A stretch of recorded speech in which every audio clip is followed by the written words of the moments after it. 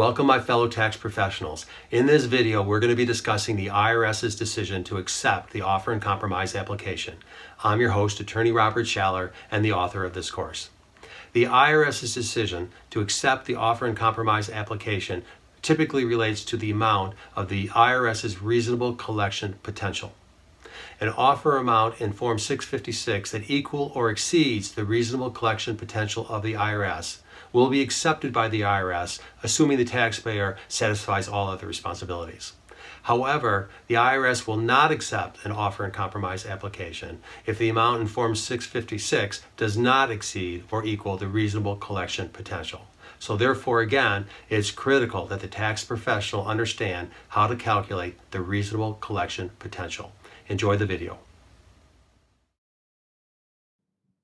Let us begin exploring the IRS's analysis behind accepting the pending offer and compromise application. The decision whether to accept an offer to compromise is within the IRS's discretion and must be based upon consideration of all the facts and circumstances. In keeping with an IRS policy statement, an offer will only be accepted if it is determined to be in the best interest of both the taxpayer and the IRS.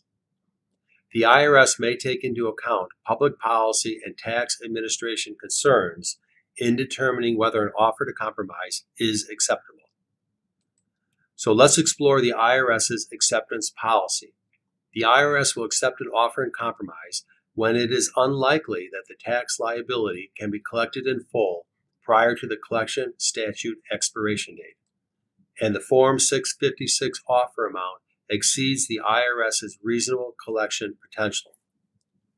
An offer in compromise is a legitimate alternative to declaring a case currently not collectible or to a protracted installment agreement.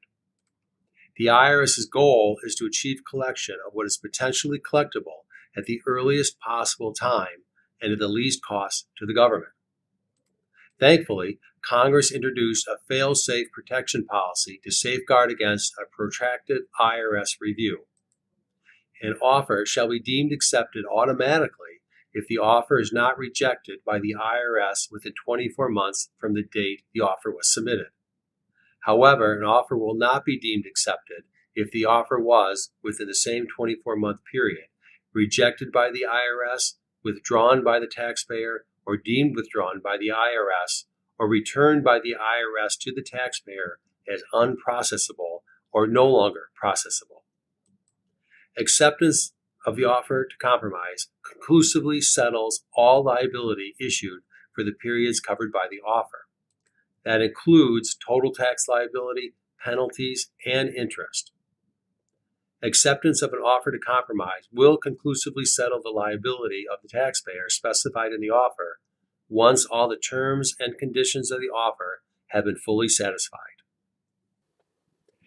Thank you for listening to this video, and please spread the word to family and friends that Do-It-Yourself Offer and Compromise Academy is available to help taxpayers find solutions to crushing IRS-backed taxes. The music for this video was provided by www.bensound.com. You can contact the Academy at its contact page at www.diycompromiseacademy.com. Enjoy the online course and keep on learning.